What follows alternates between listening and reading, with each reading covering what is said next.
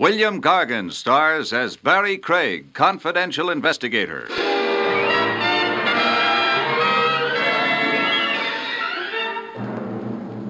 Overexertion can be dangerous, folks, but no exercise at all is even worse. Complete inactivity can only mean you're either muscle-bound or dead.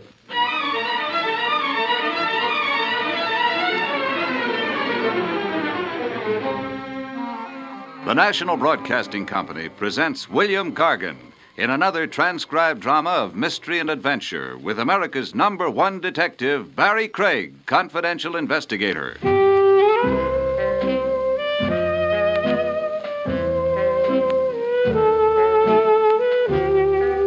Barrie Craig speaking. Every profession has its system of reciprocal favors among colleagues. A doctor consults a fellow practitioner. Lawyers put their heads together. And even private police operatives requisition each other's time and brain power. The colleague and competitor who sought my aid one fine day was a chap named Max Marcy. Marcy operated a one-man investigation agency a half-mile from the dump I call my own. Not too young, Marcy, along in years. Ready for retirement, but too poor to afford it. I'm 35 years in the business, Craig. I'm afraid there's only one way I know of to quit. Feet first, huh? In a pine box, yes. What keeps you coppering, Max, when you could be riding a rocking chair? The same thing that started me working 3 decades ago. Food, shelter, and the high cost of government? A livelihood, yes. Nothing socked away, Max? Oh, maybe $500 in war bonds. Not much for a lifetime in harness. You know, there's an old axiom, Craig. Yeah, it's up there on my wall, reading Cops Die Broke. Work for me, Craig. On what? The man I frankly find impossible to locate. For 3 weeks now, I've used every trick I know, every avenue. His name? Anatole Barber. The only clue I have is that he was once a rug dealer. A rug dealer? Oriental rugs. 15 years ago, he had a store on 3rd Avenue. Cold trail, huh? Cold like ice. Who assigned you to look for Anatole Barber? That information is confidential. I understand. Client doesn't want his name bandied about. So you're really stuck, huh, Max? Oh, not so much stuck as... As? Sick. Exhausted. I don't have the old strength. You know, the machine runs down. This coming October, I'm 64, Craig. Then why not just dump a tough case? Why aggravate yourself? $2,000. Who can dump $2,000? No cop I know. Find Anatole Barber. I'll split with you. The fee's all yours. I'll just tap you for expenses. Barber, a one-time rug dealer. You've, of course, got a full description of him. Even a photograph. Oh, Craig, I don't know how to thank you. I'm not doing it for you, Max. I'm really doing it for me.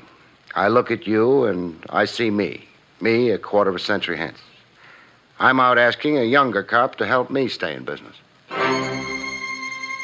One cop runs into a blank wall. Another cop finds a door through the wall. The luck of the game. What was tough for Max Marcy was easy for me, as it turned out. An ex-Oriental rug dealer is a member of a clan. The tricky science of rugs limits the colony of dealers to a small, tight elite. One big family of operators, so to speak. My information on Anatole Barber came from a gentleman named Amar Sarabi. Yes, Anatole Barber is well known to me. Under which rug is he hiding? For a long time now, Anatole is not in our trade. He had a store on Upper 3rd Avenue some 15 years ago, I hear. Yes, the Mecca Bazaar. He was the cleverest trader of all of us, Anatole. But he folded his tent. Why he gave up his business, nobody knows. You make it sound mystifying. Fine Oriental rugs are more than a business, Mr. Craig. They are a culture and a passion. I might even say a cult. It is in our blood. Now, really enlighten me, huh? Where can I find your renegade colleague, Anatole Barber? He lives in Sackett Bay. Sackett Bay out in Long Island? Yes. He's using his mother's name now, Belmar. His mother was English. Anatole Belmar. Yes. Tell me, How is it you have Anatole Baba Belmar's whereabouts at your fingertips? We have a trade association. I am corresponding secretary. Even though Anatole is retired from our trade, he has faithfully kept up his dues. I see. Well, I want to thank you, Mr. Saraby. I've been privileged. You are perhaps interested in a fine Bokhara rug at a great sacrifice price. Mr. Saraby, please, let go of my coat lapels. I phoned Max Marcy the good news. Hello, Max. Yes, Craig? That $2,000 fee, start spending it. You found Anatole Barber? Anatole Baba Belmar. He's using his mother's maiden name. Lives out in Sackett Bay. 30 miles out in Long Island, Max. Craig, I'm at a loss for words. Why, it's hardly been 12 hours. No bouquets, Max. It happens. The breaks. I got the breaks. Okay for me to follow through in Sackett Bay? Just to verify his presence there, how he's established. Craig, don't alarm the man into flight. I'll pose as a door-to-door salesman. Max, don't worry. Telephone me from Sackett Bay. Will do. So long. At Sackett Bay, Long Island, a guy with blue freckles in the general store told me where to find Anatole Belmont. On an island a half-mile off the mainland. Anatole B. was known around Sackett Bay as the recluse type. The gent with a black patch over his eye ferried me to Belmar's Island. He drove the leaky motorboat like a suicide, as many knots an hour as he had kinks in his brain.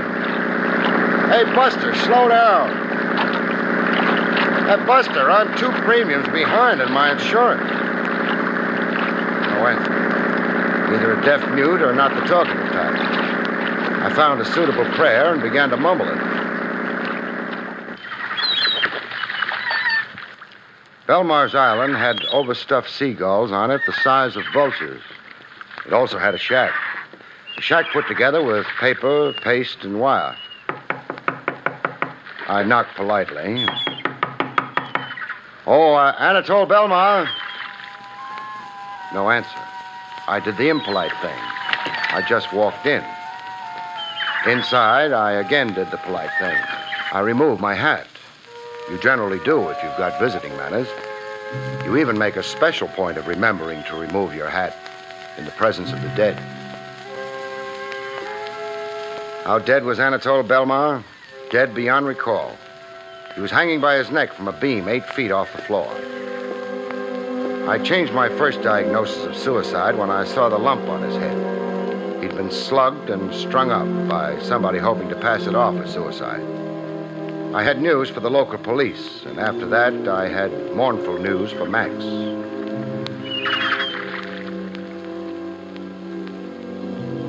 Back in Manhattan, USA, I gave Max the mournful news. Funny thing, though, Max wasn't too surprised. All day today, I anticipated just what you've now told me, Craig.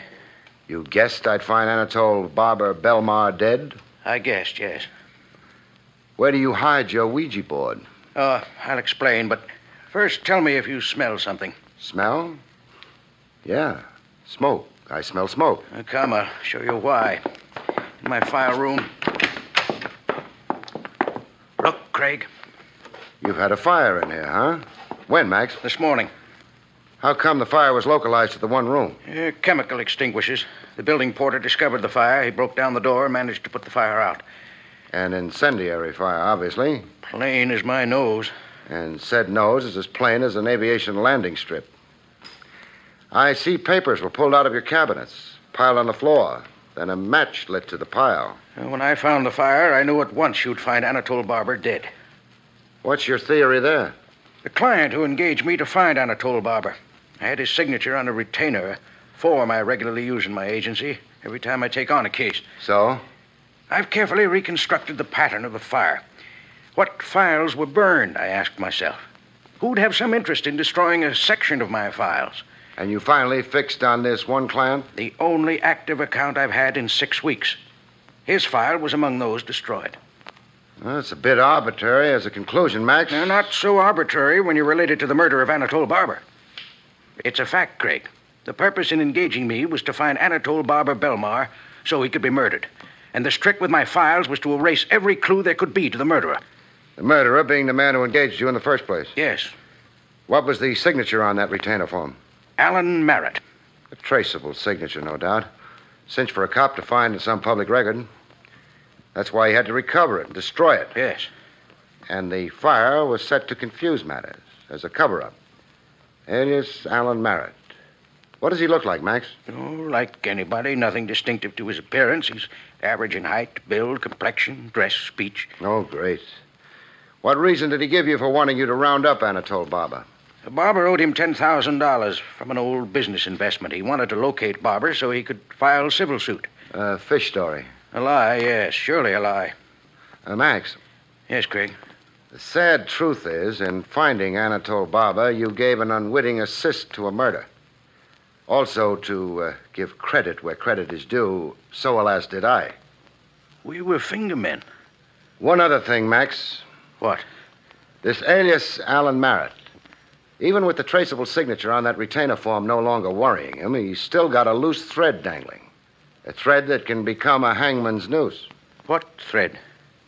You two ever come face to face? You can identify him. I can, yes. Are you reading my mind, Max? Yes. This alias Alan Merritt, to really be safe, he must also kill me. That chance meeting face to face, somewhere, sometime, fate's little irony. Your client must right now be fretting over it. He'll try to kill you, Max, and that puts us right back in business. Or puts me in a grave. To get at you, he's got to show himself. He shows himself, and I nab him. Craig. What, Max? After you make the arrest, please see that Max Marcy gets a decent burial. A hearse drawn by 16 prancing chorus girls, Max. I make you that promise. In due time, the attempted murder of Max Marcy, Private Eye, came to pass. On a quiet street in the noonday sun, Max leaning conspicuously against a store window reading a newspaper, and yours truly deployed across the street, waiting and watching. The attempt came like a clap of thunder from the sky. Max was just a wee bit hysterical. Craig, look how close the bullet came. Here, see the crown of my hat. A hair singe is beneficial, Max. Helps prevent premature baldness. Craig, don't joke. If I didn't joke, I'd cry. He escaped you? Totally. He was staked out somewhere on one of the roofs. On that, frankly, I never figured. Now what? Well, we line up a second try at you. I'll have the roofs covered this time. All the men Lieutenant Trav Rogers over at police headquarters can spare. Sorry to do this to you, Max. The unfortunate thing about murder is you can't always predict where and when it will take place. We had cops staked out on roofs, Max sunning himself on the open street every day for a week. But when the second attempt on Max finally came, it came out of left field. It was in Max's office. In the afternoon heat, summer heat that dehydrated you every 10 minutes. I watched Max idle over to his filtered water cooler. I watched Max pour himself a drink. 10 seconds later, I watched Max turn colors. Craig. Max, what's wrong? Craig, I'm poisoned. Max!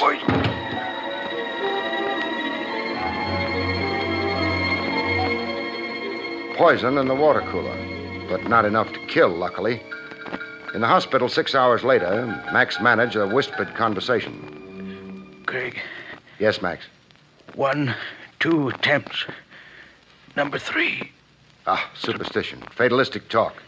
Think of it this way. 2 strikes so far. Strike 3, the killer's out. How long will I be laid up? Overnight. You got a mild dose. Only enough to give you stomach cramps. Oh, it's hopeless, Craig. Alias Alan Merritt would even more in the dark. Better to give up. He's shrewd and slippery, our alias Alan Merritt. But I'll find an avenue to him. From here on, I'm going all out, Max.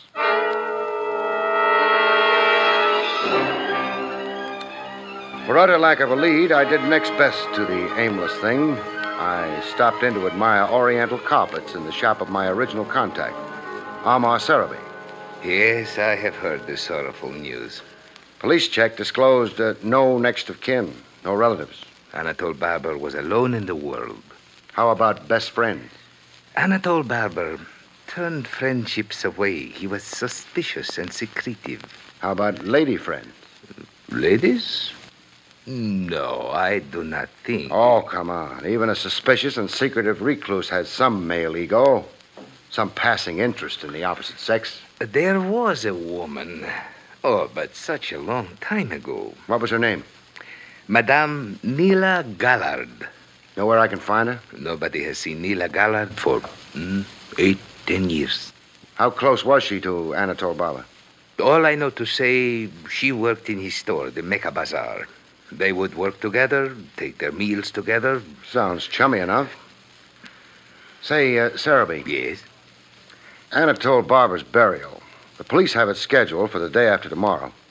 A Potter's Field burial under the auspices of the city. Oh, this is regrettable.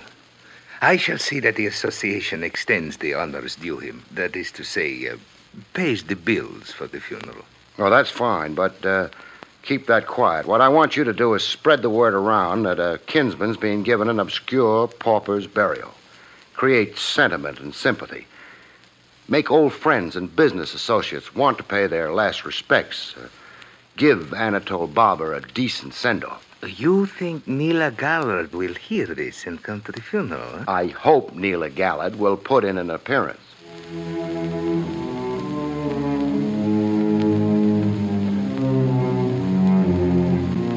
Funerals are sad, but to me, this one was a joy. I was all smiles when Amar Sarabi whispered the magic words into my ear. That woman standing there, wearing the black veil, she is Madame Neela Gallard. Some hours later, I took tea with Madame Gallard. Her home was a frame dwelling in suburban New Jersey. A middle-aged woman, once beautiful, you could tell, but heavy lines in her face now like she'd known troubled times. I knew it was a mistake to come to Anatole's burial. Now, look, you're a dignified woman, so let's do this with dignity. Don't make me talk like a bad-mannered cop. I have a sealed envelope given to me by Anatole Baba. I have kept it unopened for 15 years. He wanted it kept unopened? Yes, he was afraid. Afraid of what in the end was his fate. Murder?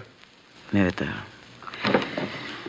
Here's the letter. On the envelope, you will see Anatole's own handwriting. To be opened only in case of my death. You're in the total dark, making blind circles, and then a bar of clear daylight knifes through the blackout. Suddenly, you're in the know. I let Max Marcy in on the contents of the letter left with Madame Gallard. Oh, you're a bloodhound, Craig. You keep moving and hoping. You've sooner or later got the spark. Anatole Barber spells out his secret in this letter. Blackmail. 15 years of it. Anatole Barber had been blackmailing an important social figure named Win Blake. Win Blake? Oh, that's very hard to believe. The man is one of 50 best-known people in the world. In the letter, Anatole sounds a fatalistic note. Right in your style, Max. He expected to sooner or later be murdered. The blackmailer's chronic anxiety. They figure the worm has to turn. The sucker must finally strike back. Craig. Yes, Max. What's your attitude at this point? Meaning? Oh, don't misunderstand me, Craig, please, but... But? You can speak out openly, Max. Well, do I motivate decisions from now on, or do you? Meaning it was your case originally? There are these new ramifications. A lot of it none of our business as private operatives.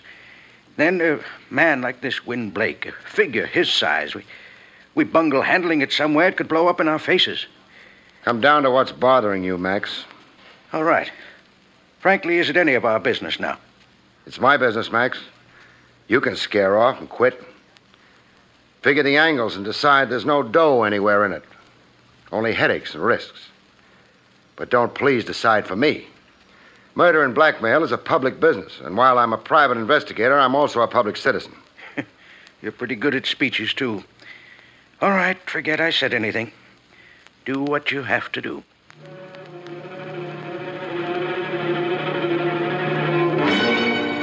What I had to do was go see Win Blake, which I did. The Blake house was not only upper class, it was the top story of the upper class. And the guy who wielded the scepter in the palace looked every inch his role in life. Gray, distinguished, with a stiff, aristocratic spine. A polished surface veneer with only one thing marring it. His eyes.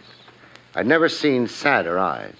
I wondered when it would be that a man just like yourself, a detective, would come to Blake Manor. You've been wondering that nightmare for 15 years. Yes, for 15 years. The ordeal of it, sir. The eternal apprehension. The ghost in your closet clanking his chains. And these days since the death of Anatole Barber, I've barely weathered them. Remorse? I'm not surprised at the innuendo. I rather expected it. Who else would care to murder Anatole Barber? I have no answer to that. Barber, a leech who's been blackmailing you for 15 years. But I paid his every demand all these years. Why then now would I want to do violence to the man? I've got a simple answer to that. You just couldn't find Barber to kill him. I did not murder or cause the murder of Anatole Barber. What was he blackmailing you for? What did he have on you? Without legal counsel, I'm not sure I... All right, I'll tell you. I was involved in an accident in the summer of 1939. Automobile accident? Yes. A late hour in the driving rain, very little visibility. It was on a downtown street. I struck and killed an elderly pedestrian. Hit and run, huh? I'm ready now to face the charges, but I was coward enough and fool enough to drive away. I let my panic override my better judgment, my more decent instincts. You see... You had a lot to lose, you figured. You didn't want a vehicular homicide against you. I just drove away. But not unnoticed and undetected as you believed then. Somebody saw the accident, jotted down your license plate number. Anatole Barber. Mm-hmm. He operated a store where the accident occurred, a rug shop, the Mecca Bazaar. He saw everything through his store window. And he's bled you ever since. He promptly closed up shop and made you his chief business from then on, huh? He extorted a fortune from me in these 15 years. When did he tap you last? 2 weeks before he died. How much did you give him? The usual periodic $10,000 in cash. I left the money in a designated place, as I always did. Barber never showed himself personally. He wasn't taking any chances. Did you hire a private detective to locate Anatole Barber's whereabouts for you? I did not. No, huh? Anybody else in your family aware of your predicament with Anatole Barber? My wife knew, and so does my son. Your wife knew, you say? My wife is dead. Oh. And your son, where is he? He lives away at his school. What's the school? Eagle University, a medical college. Stuart's in the senior class. But my son couldn't possibly have anything How to can do... you be sure? I suppose I cannot be sure. Son trying to get his pop out of a situation. A son nervy enough to commit the murder his father shrinks from doing. Win Blake or the son Stuart Blake? I ask you, who else would want to murder Anatole Barber?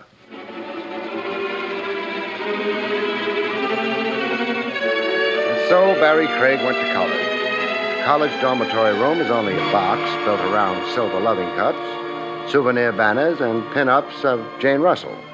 Barber was vermin. Murder was too merciful for him. Ask me, he deserved 15 years of some insidious oriental torture. Did you kill him?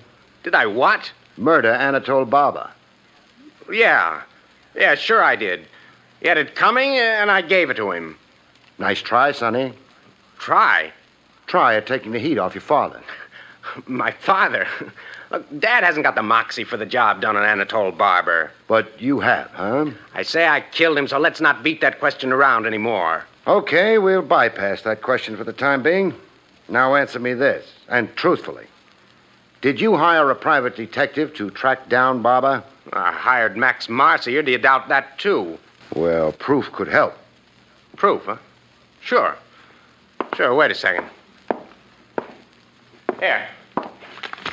Here's your proof. A receipt. That's right, for $300, a retainer initialed MM. My down payment to Max Marcy for his services.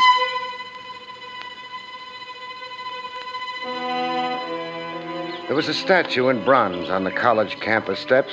General somebody or other. There was almost a second statue unveiled there about the time I was leaving.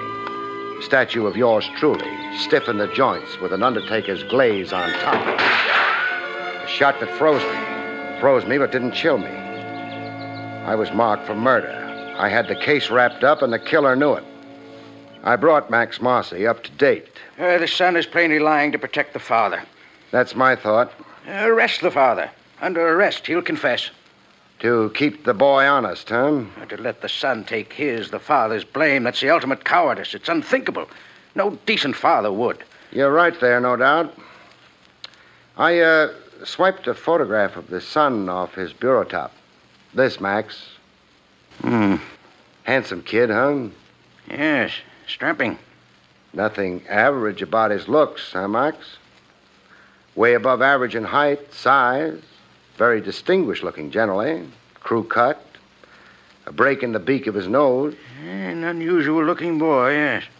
That admission, Max, kind of gives you the lie. The lie? Oh, you mean my description of alias Alan Merritt, do you? Yeah. Your nothing description of a man you invented. The big lie you told me. I've just remarked on the glaring flaw in your almost perfect scheme, Max. Scheme? Crime. You're accusing me? Of beating my time to Sackett Bay. Of murdering Anatole Barber before I got there. I found Barber for you. You did the rest. But, Craig, consider all the facts. Facts, huh? Facts like the phony fire you set yourself? Or the hood you hired to climb a roof and shoot at you? Or the modest dose of insect poison you deliberately poured yourself from the water cooler? All to blind me to your guilt? Or maybe the fact that you tried to kill me today on the campus steps of Eagle University? You are full of ideas, my good friend. Yeah, I am. How much dough have you got salted away now, Max? I'm penniless. Was. Until you found that gold mine of cash in Barber's shack. The fortune you knew he'd accumulated by blackmailing Win Blake for 15 years. You really tried providing for your old age, colleague. Words, accusations, talk. You'll need proof. I know. A tough old bird like you, it will need an army of cops to find that fortune you swiped and stashed away. Sure, proof's going to be tough. But let's start it going officially, huh? You're arresting me? Arresting and charging you. From there on, it's up to the regular police. I've personally gone as far as I care to go. You're sentimental about me. No, Max, not a bit sentimental. Just fed up and bored. Your kind of creep, I'd rather read about you in the papers. Why knock myself out? Walk ahead of me, Max.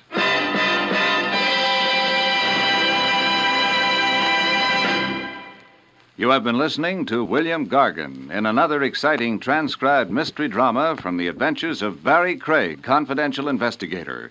Tonight's story, Blood Money, was written by John Robert. Good night, folks. See you next week.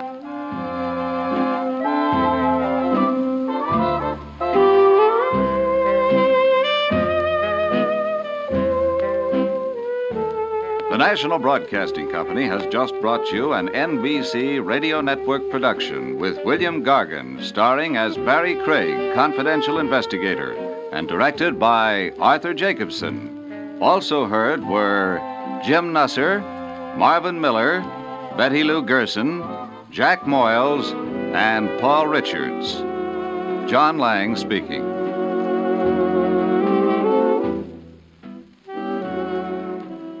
Three chimes mean good times on NBC.